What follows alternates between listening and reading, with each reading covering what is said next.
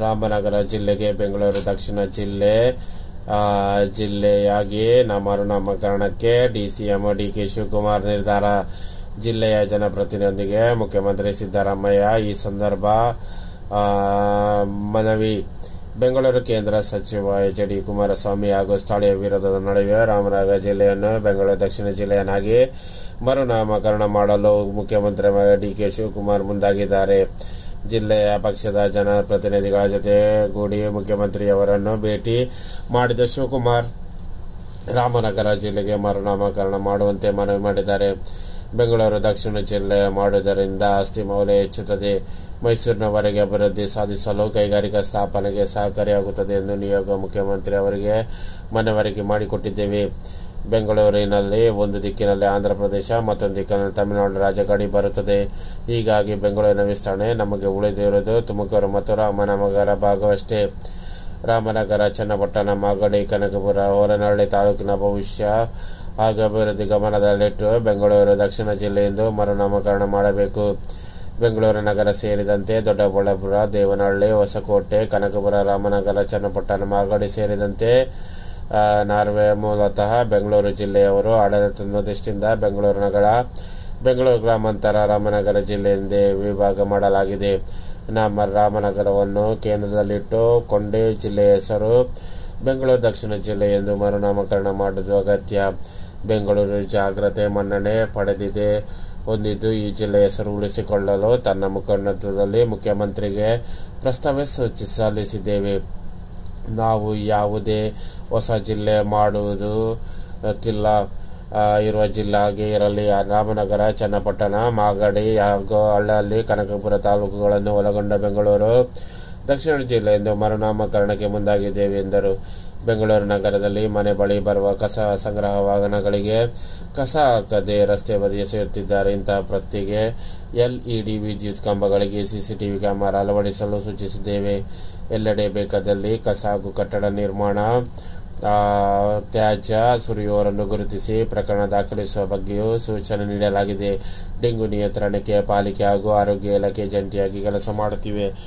ಎಲ್ಲ ಇಲಾಖೆಯ ಮುಖ್ಯಸ್ಥರೊಂದಿಗೆ ಮುಖ್ಯಮಂತ್ರಿ ಪ್ರತ್ಯೇಕ ಸಭೆ ನಡೆಸುತ್ತಿದ್ದಾರೆ. ಮಹರ್ಷಿ ವಾಲ್ಮೀಕಿ ನಿಗಮ ಭ್ರಷ್ಟಾಚಾರ ಆರೋಪದ ಸಂಭಾವನೆ ಆಡಿಯೋ ತಳ್ಳಿ ಕೇಳಲಿಲ್ಲ. ಮುಕ್ತವಾಗಿ ತನಿಖೆ ನಡೆಸಲು ಬೇಕಾದ ಕಾರಣಕ್ಕೆ ಸಚಿವರ ಸ್ವಯಂ ಪ್ರೇರಿತ ರಾಜೀನಾಮೆ ನೀಡಲಿದ್ದಾರೆ. ನಾವು ಇದರಲ್ಲಿ ಮೂಗು ತೂರಿಸಲು ಹೋಗುತ್ತಿಲ್ಲ. ಭ್ರಷ್ಟಾಚಾರದಲ್ಲಿ ನಮ್ಮ ಮಂತ್ರಿ, ಶಾಸಕರ ಪಾತ್ರವಿಲ್ಲ, ಬೇರೆಯವರು ಭಾಗಿಯಾಗಿದ್ದಾರೆ ಎಂದರು. ಸಿಬ್ಬಂದಿ ಕೊರತೆ ಕಾರಣಕ್ಕೆ ರಾಮನಗರ ಜಿಲ್ಲೆಯಲ್ಲಿ ಮೆಡಿಕಲ್ ಕಾಲೇಜ್ ಸ್ಥಾಪನೆಗೆ ಅನುಮತಿ ನೀಡಿಲ್ಲ. ಈ ಬಗ್ಗೆ ಗಮನ ಹರಿಸುತ್ತೇವೆ ಎಂದರು. ಒಂದೇ ತಿಂಗಳಲ್ಲಿ ಅಕೌಂಟ್, 2 ತಿಂಗಳಲ್ಲಿ ಗೃಹಲಕ್ಷ್ಮಿ ಹಣ ಬರುತ್ತೆ. ಪಾವತಿಯಾಗದೇ ಇರುವ ಜೂನ್ ತಿಂಗಳ ಗೃಹಲಕ್ಷ್ಮಿ ಯೋಜನೆ ಕಂತಿನ ಹಣ ಮತ್ತು ಜುಲೈ ತಿಂಗಳ ಕಂತಿನ 2 ಒಟ್ಟಿಗೆ ಖಾತೆ ಹಾಕಲಾಗುತ್ತದೆ ಎಂದು ಮಹಿಳಾ ಮಕ್ಕಳ ಕಲ್ಯಾಣ ಸಚಿವೆ ಲಕ್ಷ್ಮೀ ಹೆಬ್ಬಾಳ್ಕರ್ ಭರವಸೆ ನೀಡಿದ್ದಾರೆ. ಜೂನ್ ತಿಂಗಳ ಗೃಹಲಕ್ಷ್ಮಿ ಯೋಜನೆಯ ಕಂತಿನ ಹಣ ಇನ್ನೂ ಪಾವತಿಯಾಗದೇ ಇರುವುದು ಸಾಕಷ್ಟು ಟೀಕೆಗೆ ಗುರಿಯಾಗಿತ್ತು. ಈ ಬಗ್ಗೆ ಇದೀಗ ಮಹಿಳಾ ಮತ್ತು ಮಕ್ಕಳ ಕಲ್ಯಾಣ ಇಲಾಖೆ ಮಾಹಿತಿ ನೀಡಿದ್ದು, ಗೃಹೋಪಯೋಗಿ ಯೋಜನೆಗಳು ಜೂನ್ ಮತ್ತು ಜುಲೈ ತಿಂಗಳ ಕಂತಿನ ಹಣ ಶೀಘ್ರದಲ್ಲಿ ಬಿಡುಗಡೆಯಾಗಿದೆ ಎಂದು ಮಹಿಳಾ ಮತ್ತು ಮಕ್ಕಳ ಕಲ್ಯಾಣ ಸಚಿವೆ ಲಕ್ಷ್ಮೀ ಹೆಬ್ಬಾಳ್ಕರ್ ಭರವಸೆ ನೀಡಿದ್ದಾರೆ. ಚುನಾವಣೆ ನೀತಿ ಸಂಹಿತೆಯಾಗಿ ಜೂನ್ ತಿಂಗಳ ಗೃಹಲಕ್ಷ್ಮಿ ಹಣ ಸ್ವಲ್ಪ ತಡವಾಗಿದೆ. 12 ದಿನಗಳಲ್ಲಿ ಬಿಡುಗಡೆಯಾಗಿದೆ. ಜುಲೈ ತಿಂಗಳಿಂದ ಇದೇ 15ರೊಳಗೆ ಪಾವತಿಸಬೇಕಾಗಿದೆ ಎಂದು ಇಲಾಖೆ ತಿಳಿಸಿದೆ. ಸೂರಜ್ ರೇವಣ್ಣ ಜಾಮೀನು ಅರ್ಜಿ ವಜಾ. ಅಸಹಜ ಲೈಂಗಿಕ ದೌರ್ಜನ್ಯ ಪ್ರಕರಣಕ್ಕೆ ಸಂಬಂಧಿಸಿದಂತೆ ಪರಿಷತ್ ಸದಸ್ಯ ಸೂರಜ್ ರೇವಣ್ಣ ಸಲ್ಲಿಸಿದ ಜಾಮೀನು ಅರ್ಜಿ ವಜಾಗೊಂಡಿದೆ. ಹೊಳೆನರಸೀಪುರ ದಾಖಲಾಗಿದ್ದ ಮೊದಲ ಪ್ರಕರಣ ಸಂಬಂಧಿಸಿದಂತೆ ಸೂರಜ್ ರೇವಣ್ಣ ಜಾಮೀನು ಅರ್ಜಿ ಸಲ್ಲಿಸಿದರು. ಈ ಅರ್ಜಿ ವಿಚಾರಣೆ ಇಂದು 42 MCM ಕೋರ್ಟಿನಲ್ಲಿ ನಡೆಯಿತು. 27 ವರ್ಷದ ಸಂತ್ರಸ್ತರ ಮೇಲೆ ಲೈಂಗಿಕ ದೌರ್ಜನ್ಯ ಪ್ರಕರಣ ಸೂರಜ್ ರೇವಣ್ಣ ಅವರನ್ನು ಹೊಳೆನರಸೀಪುರ ಪೊಲೀಸರು ಬಂಧಿಸಿದ್ದರು. ಕೋರ್ಟ್ ಸೂರಜ್ ರೇವಣ್ಣನಿಗೆ ನ್ಯಾಯಾಂಗ ವಿಧಿಸಿದ್ದು, ಸದ್ಯ ಪರಪ್ರಾಗ್ರಹದಲ್ಲಿದ್ದಾರೆ. ಆರೋಪ ಸಾಬೀತಾದರೆ ಶಿಕ್ಷೆ. ಐಸಿಸಿ 30-37 ಅಸಾಮೂಹಿಕ ಲೈಂಗಿಕ ದೌರ್ಜನ್ಯ ಜೀವಾವಧಿ ಅಥವಾ 10 ವರ್ಷಗಳ ಜೈಲು.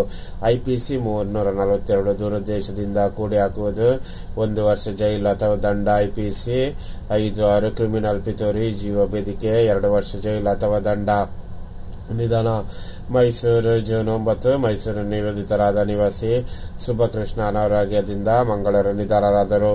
ಮೃತರ ಪತ್ನಿ, ಇಬ್ಬರು ಪುತ್ರರು, ಪುತ್ರಿ ಸೇರಿದಂತೆ ಹಲವರು ಬಂಧು ಬಳಗವನ್ನು ಅಗಲಿದ್ದಾರೆ. ನಾಳೆ ಮಧ್ಯಾಹ್ನ 12:30ಕ್ಕೆ ಮೈಸೂರಿನ ಜಯನಗರದ ಸ್ಮಶಾನದಲ್ಲಿ ಅಂತಿಮ ಕ್ರಿಯೆ ನೆರವಿದೆ ಎಂದು ಮೃತರ ಕುಟುಂಬ ಮೂಲಗಳು ತಿಳಿಸಿವೆ.